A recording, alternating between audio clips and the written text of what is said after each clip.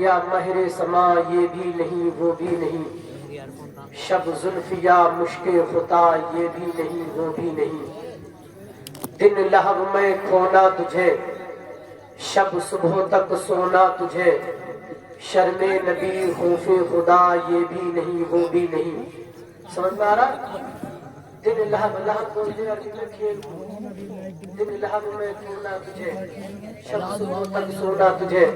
صبح کو اب تو ماحول یہ بن گیا، نوجوان جتنے بھی 8-10 بجے سے پہلے اٹھنے کا نام نہیں ہے۔ پہلے ایسا ہوتا تھا کہ سب سے پہلے اگر کسی بستی کے اندر لوگ جاگے ہوئے ملتے تھے تو وہ مسلمانوں کی بستیاں ہوا کرتی تھیں۔ اب تو اگر کوئی بڑا معاملہ صبح کے 8 سے 10 بجے کے بیچ میں ہو جائے تو یہ اٹھ کر کے ایسے پوچھتے ہیں جیسے حیرت زدہ ہو کچھ تھا ہوا ہی نہیں تھا، اس لیے کہ ان کی صبح 10 یا 11 بجے ہوا کرتی ہے۔ بالکل وہی معاملہ ہے جو امام عشق و محبت نے 100 سے بھی زیادہ سال پہلے کہا، دن لہب میں کھونا تجھے شب صبح تک سونا تجھے، شرم نبی خوف خدا یہ بھی نہیں وہ بھی نہیں۔ نہ نبی کی شرم ہے نہ اللہ کا خوف ہے، نہ یہ ہے نہ وہ ہے۔ دن لہب میں کھونا تجھے شب صبح تک سونا تجھے، شرم نبی خوف خدا یہ بھی نہیں وہ بھی نہیں، رزق خدا کھایا کیا فرمان حق ٹالا کیا، شکر کرم ترس سزا یہ بھی نہیں وہ بھی نہیں۔ اور ایک شاعر کہتا ہے طریقہ مصطفیٰ کو چھوڑنا ہے وجہ بربادی، کسی سے ہوئی قوم دنیا میں بے اقتدار اپنی، اگر پھر وہی شہنشاہی وہی مقام و مرتبہ حاصل کرنا چاہتے ہو تو سنو، ہمیں کرنی ہے شہنشاہ بطحا کی رضا جوئی، وہ جو اپنے ہو گئے تو رحمت پروردگار اپنی۔ نبی کے طریقے کو چھوڑا ہے، اس وجہ سے ہم دنیا میں بے عزت اور بے آبرو ہوئے ہیں۔ اگر پھر سے وہی عزت وہی وقار چاہتے ہو تو نبی صلی اللہ علیہ وسلم کی غلامی کا پٹا صحیح طریقے سے اپنی گردنوں میں ڈالنا ہوگا۔ جب نبی آخر الزماں خاتم پیغمبرہ کی غلامی کا پٹا صحیح طریقے سے ہماری گردنوں میں آ جائے گا تو پھر ہمارا معاملہ وہی ہوگا جو علامہ اقبال نے کہا تھا، دی اذانیں کبھی یورپ کے کلیساؤں میں، کبھی افریقہ کے تپتے ہوئے صحراؤں میں، دشت تو دشت ہے دریا بھی نہ چھوڑے ہم نے، بحر ظلمات میں دوڑا دیے گھوڑے ہم نے۔ حضرات، آپ بہت اچھی محفل میں آ کر کے بیٹھے ہو اور میں اپنی گفتگو کا آغاز تمہاری اچھی جگہ بیٹھنے پر نبی کی ایک حدیث سنا کر کے کرنا چاہتا ہوں، اور میں چاہتا ہوں کہ تم جتنی دیر بھی سماعت کرو اپنے ذہنوں کو کھول کر کے سماعت کرو۔ بخاری شریف کی حدیث ہے، 55-24 نمبر ہے۔ پیغمبر اسلام صلی اللہ علیہ وسلم فرماتے ہیں، مثل الجلیس الصالح والجلیس السوء، اچھی بیٹھک اور بری بیٹھک کی مثال کا حامل المسخ مسکی و نافخ الکیر، مشک اٹھانے والے اور بھٹی جھونکنے والے کی طرح ہے، اس لیے کہ جب انسان کسی مشک بیچنے والے خوشبو بیچنے والے کے پاس بیٹھتا ہے تو اگر خوشبو بیچنے والا اس سے مانوس ہو جائے، اس سے محبت کرنے لگے تو ہو سکتا ہے اسے خوشبو فری میں دے دے، اور اگر ایسا بھی نہ ہو سکا تو تم اس کے پاس بیٹھ کر کے اس سے خوشبو مول لے لو گے، اور اگر یہ بھی نہیں ہو سکا پیغمبر اسلام فرماتے ہیں وَإِمَّا أَن تَجِدَ رِيحًا طَيِّبًا، اگر مشک بیچنے والے کے پاس بیٹھو گے یا تو وہ مشک فری میں دے گا یا مشک خریدو گے، اگر ان دونوں میں سے کچھ بھی نہ ہو سکا پیغمبر اسلام فرماتے ہیں وَإِمَّا أَن تَجِدَ رِيحًا طَيِّبًا، تو اس کے پاس بیٹھ کر کے تمہیں اچھی خوشبو سونگھنے کے لیے مل جائے گی۔ نعرہ تکبیر، نعرہ رسالت، مسلک اعلیٰ حضرت، فیضان اعلیٰ حضرت مولانا حسیب عالم صاحب قبلہ خلیلی، ماشاءاللہ ماشاءاللہ۔ یہ پروگرام اصلاح معاشرہ ہے، اور انشاءاللہ العزیز جتنی دیر کی گفتگو کروں گا میں کوشش کروں گا کہ آپ کی کچھ نہ کچھ اصلاح کی جائے۔ پہلی اصلاح یہی ہے، اچھوں کے پاس بیٹھیے، اس لیے کہ اچھوں کے پاس بیٹھنا ایسے ہے جیسے مشک بیچنے والے کے پاس بیٹھنا، اس لیے کہ یا تو وہ تمہیں مشک دے دے گا یہ تم اس سے خرید لو گے. اگر تمہارے پاس خریدنے کی گنجائش نہیں ہوگی، یہ وہ تحفتاً نہیں بھی دے گا تو اس کے پاس بیٹھنے کی وجہ سے تمہیں مشک سونگھنے کے لیے مل جائے گی، فری میں تمہیں خوشبو سونگھنے کے لیے مل جائے گی. لیکن پیغمبر اسلام فرماتے ہیں برے انسان کے پاس بیٹھنے کی مثال بھٹی پھونکنے والے کی جیسی ہے. اس کے پاس بیٹھو گے تو وہ تمہارے کپڑوں کو جلا دے گا یا تمہارے پاس دھواں پہنچے گا. اگر یہ بھی نہ ہو سکے گا، پیغمبر اسلام فرماتے ہیں وَإِمَّا أَن تَجِدَ رِيحًا خَبِيثًا، اگر وہ دونوں باتیں نہ بھی ہو سکیں گی تو تم اگر بھٹی پھونکنے والے کے پاس بیٹھو گے تو تمہیں بدبو سونگھنے کے لیے ملے گی. یہی بالکل مثال ہے. اگر تم عالم کے پاس بیٹھو گے، دین سیکھو گے، مسائل شرعیہ سیکھو گے، اگر تم عالم کے پاس بیٹھو گے تم لوگوں سے محبت کرنا سیکھو گے. لیکن اگر بدکار کے پاس بیٹھو گے تم زنا کرنا سیکھو گے، چوری کرنا سیکھو گے، بدکاری کرنا سیکھو گے. اگر کچھ بھی نہ سیکھ سکو گے تو تمہارے دامن پر تہمت لگ جائے گی. لوگ یہی کہیں گے شرابیوں کے ساتھ رہتا شرابی ہے، جوا بازوں کے ساتھ رہتا جوا باز ہے. اس لیے اپنی صحبت کو بدلیے. اور پیغمبر اسلام صلی اللہ علیہ وسلم کی ایک حدیث یہ ہے انسان کو میدان محشر میں اس کے دوست کے ساتھ اٹھایا جائے گا. پیغمبر اسلام فرماتے ہیں فَلْيَنْظُرْ مَنْ يُخَالِلْ، خوب غور و فکر کر لو کس سے دوستی کر رہے ہو. دوستی وہی ہے جو تم بے نمازی ہو تو تمہیں نمازی بنا دے. دوستی وہی ہے اگر تم روزے نہیں رکھتے ہو تو تمہارا دوست تم سے کہے اگر مجھ سے دوستی برقرار رکھنی ہے تو روزے رکھنے ہوں گے. دوستی وہی ہے جو تمہیں بازاروں سے نکال کر کے اللہ کی سب سے زیادہ پسندیدہ جگہ مسجد تک پہنچا دے. دوستی وہی ہے جو تمہارے کٹھور دل کو پگھلا کر کے تمہارے دلوں میں تمہارے گھر والوں تمہارے پڑوسیوں کے لیے محبت پیدا کر دے. دوستی وہی ہے جو تمہیں اللہ کا محبوب بنا دے. اور سنو کروڑوں لعنتیں ہو ایسی دوستی پر جو تمہیں نیکوکار سے بدکار بنا دے، جو تمہیں زنا باز بنا دے، جو تمہیں شراب نوش بنا دے، جو تمہیں جوا باز بنا دے. اگر دوستی ایسی ہوگی جس میں تم اللہ کے محبوب بنو گے تو یہ دوستی تمہارے لیے دنیا میں بھی تمہاری کامیابی کا سبب بن جائے گی اور میدان محشر میں بھی تمہاری کامیابی کا سبب بن جائے گی. نعرہ تکبیر، نعرہ رسالت، مسلک اعلیٰ حضرت اصلاحی معاشرہ کانفرنس. ماشاءاللہ ماشاءاللہ ماشاءاللہ.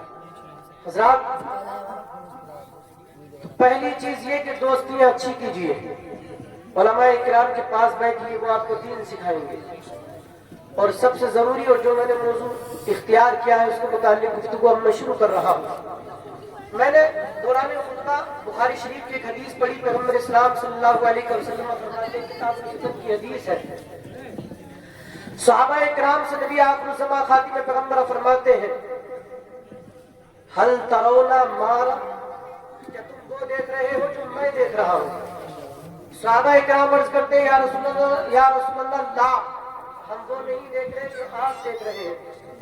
یہ جو آمد و رفت کا سلسلہ نہیں ختم کرے، جس کو جانا ہے مکمل طور پہ چلا جائے اور جس کو رکنا ہے بیٹھا رہے. ہم آپ کو زیادہ ہنسانے وغیرہ کا کام نہیں کریں گے، اس لیے کہ اصلاح معاشرہ ہے تو اصلاح معاشرہ ہی ہونا چاہیے. ٹھیک ہے؟ اور باقی آپ کو سنبھالنے کے لیے ہمارے عزیز دوست ہیں. بس تھوڑی دیر ہم کو سماعت کیجیے، اس کے بعد حضرت آئیں گے، پھر شاعر صاحب آئیں گے، پھر مقرر صاحب جو آپ کے خصوصی مہمان ہیں ان کو سماعت کرنا. ٹھیک ہے؟ پیغمبر اسلام صلی اللہ علیہ وسلم فرماتے اے میرے صحابہ حل ترونا ما ارا، جو میں دیکھ رہا ہوں تم دیکھ رہے ہو؟ صحابہ اکرام عرض کرتے ہیں لا نہیں. پیغمبر اسلام فرماتے انی لا ارى الفتن تقع خلال بیوتکم کوقع القطر، میں تمہارے گھروں میں فتنوں کو ایسے داخل ہوتے ہوئے دیکھ رہا ہوں جیسے بارش کے قطرے گھروں میں داخل ہوتے.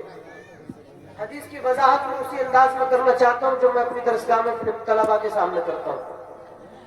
میرے عزیز، آپ نے دیکھا ہوگا جب کسی علاقے میں بارش ہوتی ہے تو اس گاؤں اس علاقے کے ہر گھر تک بارش پہنچتی ہے. جب کوئی فتنہ کسی علاقے میں اٹھے گا تو ہر گھر تک اس فتنے کی آواز، اس فتنے کا اثر پہنچے گا. اسی طریقے سے جب بارش 10، 5 یا 15، 20 روز کی مسلسل ہوتی ہے تو جو کچے مکان ہوتے ہیں وہ ڈھہنے لگتے ہیں، اور جو پختہ مکان ہوتے ہیں وہ بالکل اپنی جگہ کھڑے رہتے ہیں۔ جب فتنے اٹھیں گے تو فتنوں کے زمانے میں جن لوگوں کی ایمان مضبوط ہوں گے، کتنے بھی فتنے اٹھیں وہ اپنی جگہ سے نہیں ڈگمگائیں گے، اور جن لوگوں کے ایمان کمزور ہوں گے وہ ان فتنوں کے زمانوں میں فتنوں کے شکار ہو جائیں گے۔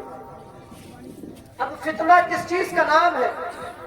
معاشرے میں پھیلنے والی ہر برائی کو فتنہ کہا جاتا ہے، چاہے وہ شراب نوشی کی برائی ہو یا زنا بازی کی برائی ہو، جوا بازی کی برائی ہو، کسی بھی قسم کی کوئی بھی برائی ہو، ہر برائی فتنہ ہے۔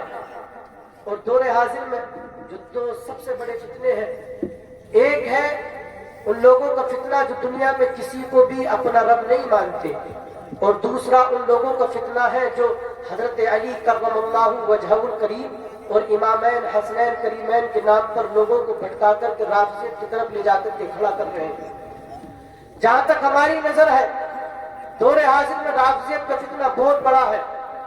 امام اہل سنت اعلی حضرت عظیم البرکت مجدد دین و ملت الشاہ امام احمد رضا خان فاضل بریلوی علیہ رحمت و رضوان کے چاہنے والوں میں بہت سارے لوگ ایسے ہیں جو رافضیت کے فتنے کا شکار ہو چکے ہیں، اپنے آپ کو کہتے بھی سنی ہے اور حضرت علی کے نام پر وہ کام کر رہے ہیں جو اہل سنت و جماعت کے خلاف ہے۔ لیکن آج میرا موضوع یہ نہیں ہے، میں زیادہ تفصیلی گفتگو اس پر نہیں کرنا چاہتا، بس ایک جملہ کہہ دینا چاہتا ہوں، اور وہ جملہ یہ ہے کہ نبی صلی اللہ علیہ وسلم کے گھر والوں سے اگر صحیح معنی میں کوئی محبت کرتا ہے تو وہ ہم اہل سنت و جماعت ہیں، اس لیے کہ جو پیغامات نبی کے گھر والوں سے ہمیں ملے ہر ایک پر مکمل عمل ہم کرتے ہیں۔ نبی کی اولاد میں امام حسن نے جن معاویہ سے صلح کر لی، ہم اہل سنت و جماعت ان معاویہ رضی اللہ تعالیٰ عنہ کو صبح قیامت تک مانتے رہیں گے، ان سے ہماری صلح رہے گی۔ اور جس یزید سے امام حسین نے کربلا کے میدان میں صلح نہیں کی، اس یزید سے صبح قیامت تک ہم صلح نہیں کر سکتے۔ بس آخری بات یہ ہے، جن کو نبی کے گھر والوں نے کہا ہے کہ ہمارے ہیں، ان کے ہاتھ میں ہمارا ہاتھ ہے، ہم نبی کے غلام، ان کے ہاتھوں میں اپنا ہاتھ دیتے ہیں، اور جن کے ہاتھ میں نبی کے گھر والوں نے اپنا ہاتھ نہیں دیا، ہم اپنی جان دے سکتے ہیں لیکن ان کے ہاتھوں میں اپنا ہاتھ کسی بھی حال میں نہیں دے۔ بے شک نعرہ تکبیر، نعرہ رسالت، مذہب اسلام، پیغمبر اسلام،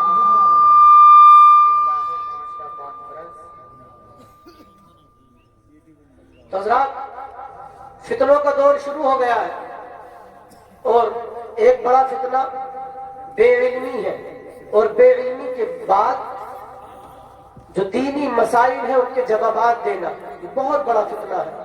اور پیغمبر اسلام صلی اللہ علیہ وسلم کی مشکات شریف کی حدیث ہے کہ قرب قیامت اللہ تبارک و تعالیٰ علم کو ایسے نہیں اٹھائے گا کہ لوگوں کے سینوں سے نکال لے، بلکہ علماء ہی اٹھا لیے جائیں گے، اور جب کوئی عالم باقی نہیں رہے گا اتخذ الناس رؤوسا جہالا، تو لوگ جاہلوں کو اپنا سردار بنائیں گے اور ان سے مسائل پوچھیں گے، فافتوا بغیر علم، تو وہ ان پڑھ لوگ بغیر علم کے جواب دیں گے، اور وہ لوگ خود بھی گمراہ ہوں گے اور جواب دے کر کے دوسروں کو بھی گمراہ کریں گے۔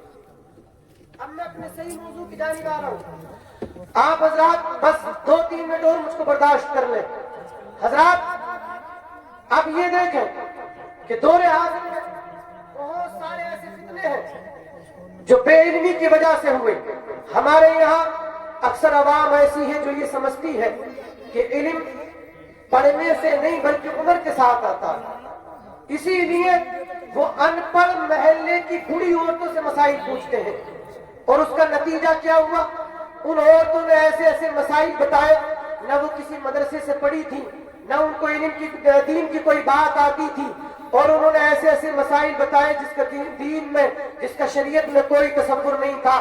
کسی نے بتا دیا کہ شب برات سے ایک دن پہلے نہاتے نہیں ہیں. میرے عزیز مجھے بتاؤ تو صحیح, جب تم پر غسل فرض ہو جائے گا تم پر نہانا ضروری ہے. جتنی دیر بے غسلے رہو گے تم پر عذاب ہوتا رہے گا, تم گناہگار رہو گے. مسجد تم نہیں جا سکتے ہو, قرآن کی تلاوت تم نہیں کر سکتے ہو. میرے عزیز جب تم ناپاک ہو گے نہ کسی صحیح معنی میں قرآن مجید کو چھو سکتے ہو, کوئی دین کا کام نہیں کر سکتے ہو. شریعت تمہیں کسی بھی حال میں اس بات کی اجازت نہیں دے سکتی کہ تم ناپاک رہو. یہ جن جاہلہ بے پڑھی لکھی عورتوں نے تمہیں بتایا ہے شب برات کے اگلے دن نہ نہیں سکتے, یہ صرف اسی کا نتیجہ ہے جب پیغمبر اسلام نے فرمایا اے لوگوں قیامت کے قریب اذا لم یبقى عالما, کوئی عالم باقی نہیں رہے گا. لوگ جاہلوں کو اپنا سردار بنا لیں گے اور وہ بغیر علم کے مسائل بیان کر دیں گے. نعرہ رسالت اسلامی معاشرہ کانفرنس حضور سید نعیم شاکر صاحب کا رام پوری. نعرہ تکبیر, نعرہ رسالت. ماشاءاللہ ماشاءاللہ.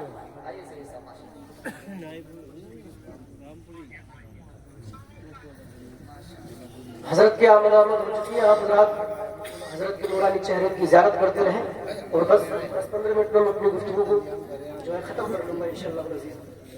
تو حضرات ان ان پڑھ عورتوں سے جب تم نے مسائل پوچھے تو انہوں نے دین میں ایک نئی بات کر دی, اور وہ کیا تھی کہ شب برات کے اگلے دن نہیں نہا سکتے, جس کا شریعت میں کوئی تصور نہیں. اب جب اصلاح معاشرات اپنی اصلاح کر کے جانا, برا مت ماننا, میں صحیح بات بتا رہا ہوں کہ دین میں نئی نئی باتیں نہیں گڑھی جائیں. کسی عورت نے بتایا, جب ایک عورت نے بتا دیا کہ شب برات کے ایک دن پہلے یا ایک دن بعد میں نہا نہیں سکتے, تو دوسری عورت نے بتایا کہ جھاڑو بھی نہیں لگا سکتے. اس نے بتایا کہ جھاڑو بھی نہیں لگا سکتے, حالانکہ شریعت میں اس کا کوئی تصور نہیں تھا. پھر اور کوئی آگے بڑھی اور انہوں نے بتایا کہ شب برات سے ایک دن پہلے, اس سے پہلے تو چاہے جہاں چاہو جیسے چاہو چلے جاؤ, لیکن شب برات سے ایک دن پہلے صرف انہی کے گھر جائیں گے جن کے گھر اس سال انتقال ہو. یہ مسائل بیان کیے گئے. ہمارے پاس بھی سوالات آتے رہتے. میرے عزیز اس کا بھی شریعت میں کوئی تصور نہیں. پھر اور آگے بڑھی, رمضان کا مہینہ آیا, پھر نئے مسائل کھڑے کر دیے. آپ نے ان ان پڑھ عورتوں سے مسائل پوچھے اور انہوں نے وہ باتیں بتائی جن کا دین میں کوئی تصور نہیں تھا. کسی نے بتایا کہ اذان ہونے تک, فجر کی اذان ہونے تک سحری کھا سکتے ہیں. کسی نے کچھ اور نئی چیز بتائی. کسی نے منجلے روزے کی فاتحہ تم کو سکھائی. حالانکہ فاتحہ لگانا غلط بات نہیں ہے, لیکن تم نے یہ کہاں سے تصور اپنا کر لیا. میرے عزیز کوئی اور آگے بڑھی, جب انسان کا انتقال ہوا تو اتنی خرافات پیدا کر دی جن کا شریعت میں کوئی تصور نہیں تھا. ایک انسان کے انتقال سے لے کر کے دفن تک اتنی ہے کہ اگر چاہے تو اس پر مکمل ایک کتاب لکھی جا سکتی ہے. کسی نے کہا پاجامہ سلا کر کے پہنایا جائے گا. میرے عزیز یہ خلاف سنت ہے, اس لیے کہ مردے کو سلا کر کے کپڑا نہیں پہنایا جاتا. کسی نے کہا مردے کو 10 یا 8 کپڑے دیے جائیں گے, حالانکہ سنت کے مطابق مرد اگر مردہ ہے تو اس کے لیے 3 کپڑے, اگر عورت ہے تو اس کے لیے 5 کپڑے ہیں. کسی نے اور آگے بڑھ کر کے کہا کہ فلانے کام کو کیا جائے گا. کسی نے آنکھوں میں سرما لگا دیا, حالانکہ مردے کو شریعت میں سرما لگانے کی اجازت نہیں. اور آگے بڑھے اور قبرستان میں پہنچنے کے بعد وہ کام کیے گئے جن کی شریعت میں بالکل اجازت نہیں تھی. غیر محرم نے عورت کے جنازے کو اپنے ہاتھوں سے اٹھا کر کے قبر میں اتار دیا, جس کی شریعت بالکل کسی بھی حال میں اجازت نہیں. شریعت اجازت نہیں دیتی ہے. ملانے سے لے کر کے انتقال سے لے کر کے دفن تک, اور وہی نہیں بخشا. 40واں 10واں 20واں صرف جمعرات کو ہی ہوگا. کہاں سے پڑھا تم نے جمعرات کو؟ کون سی کتاب میں لکھا ہے جمعرات کو ہی ہوگا؟ ان پڑھوں سے تم مسائل پوچھو گے تو ایسے ہی ہوگا. ایصال ثواب ہے, 10واں ہو 20واں ہو 40واں ہو, چاہے پیر میں کرو, منگل میں کرو, بدھ میں کرو, کسی بھی دن کرو. اور بعض نے تو اور آگے بڑھ کے کہا 3 مہینے نہیں لگنے چاہیے, 3 چاند نہیں لگا سکتے. یہ کہاں سے ہے 3 چاند نہیں لگا؟ اب جو تمہیں 40واں کرنا ہے, کسی کا 28 تاریخ کو انتقال ہو گیا, 1 مہینے بیچ میں گزرے گا, 32 دن ہوگا, تو تیسرا مہینہ تو لگے گا ہی 40ویں کے لیے. کہ تیسرا نہیں لگنا چاہیے. کون سی کتاب میں پڑھ کر کے آئی؟ کہا تم نے دین سیکھا. جب تم بے علم لوگوں سے دین سیکھو گے وہ غلط مسائل بتائیں گے, خود بھی گمراہ ہوں گے, تمہیں بھی گمراہ کر دیں گے. پھر اور آگے بڑھی کہ تیسرا چاند نہیں لگ سکتا. اور ان سے بھی آگے بڑھنے والی جانتے ہیں کیا کیا ہوا؟ کچھ نے تو یہ کہا بولے تم تو بوڑھی ہو, تمہاری تو عدت 40 دن کی شریعت میں تم نے تبدیلیاں کہاں سے کی؟ یہ گمراہی نہیں ہے تو اور کیا ہے؟ 40 दिन की इद्दत कोई नहीं होती, 40 दिन की इद्दत कोई नहीं होती। हालांकि ये मौत का मौजू नहीं है, लेकिन इस्लाह मुआशरा इसलिए जरूरी बात मैं अर्ज करता हूं। 40 दिन की इद्दत नहीं होती। जिस औरत को तलाक दे दी गई है उसकी इद्दत 3 नापाकी के जमाने पूरे करने, 3 महीने नहीं। कुरान कहता है वल्मुतल्लक़ातु यतरब्बस्न बिअन्फुसिहिन्ना सलासता कुरू, अगला निकाह करने से पहले अगर वो पेट से नहीं है तो उसको 3 नापाकी के जमाने पूरे करने, ठीक है। और जिसका शोहर इंतकाल कर चुका है उस औरत को 4 माह 10 दिन की इद्दत करनी है अगर वो पेट से नहीं है, और अगर पेट से है तो जब बच्चा पैदा होगा जब इद्दत मुकम्मल होगी। अगर शोहर के इंतकाल के 2 घंटे के बाद भी बच्चा पैदा हो गया तो औरत की इद्दत मुकम्मल हो गई, और अगर 9 महीने तक भी बच्चा पैदा नहीं हुआ तो औरत की इद्दत मुकम्मल नहीं हुई। मेरे अजीज, ये तमाम जरूरी चीजें हैं जिनको तुम अपने आइम्माए किराम से जाकर के सीख सकते हो, लेकिन मेरे अजीज तुमने दरवाजा आइम्माए किराम का नहीं खटखटाया, तुमने दरवाजा खटखटाया उन अनपढ़ बूढ़ी औरतों का जिन्होंने दीन नहीं सीखा था। ये तुम्हारी पहली गलतफहमी थी, इसलिए कि तुमने समझ लिया दीन उम्र के साथ आता है, दीन बुढ़ापे के साथ आता है। दीन तुमने ये समझ लिया कि इल्म बुढ़ापे के साथ आता है, हालांकि इल्म बुढ़ापे के साथ नहीं बल्कि पढ़ने लिखने से आता है। अगर तुमने इल्म सीखा होता तो तुम कभी भी इन खुराफात को अवाम अहले सुन्नत व जमात के दरमियान दाखिल नहीं करते। अगर तीन तुमने आइम्माए किराम से सीखा होता तो तुम्हारी सुबह भी शरीयत के मुताबिक होती, तुम्हारी शाम भी शरीयत के मुताबिक। हज़रात,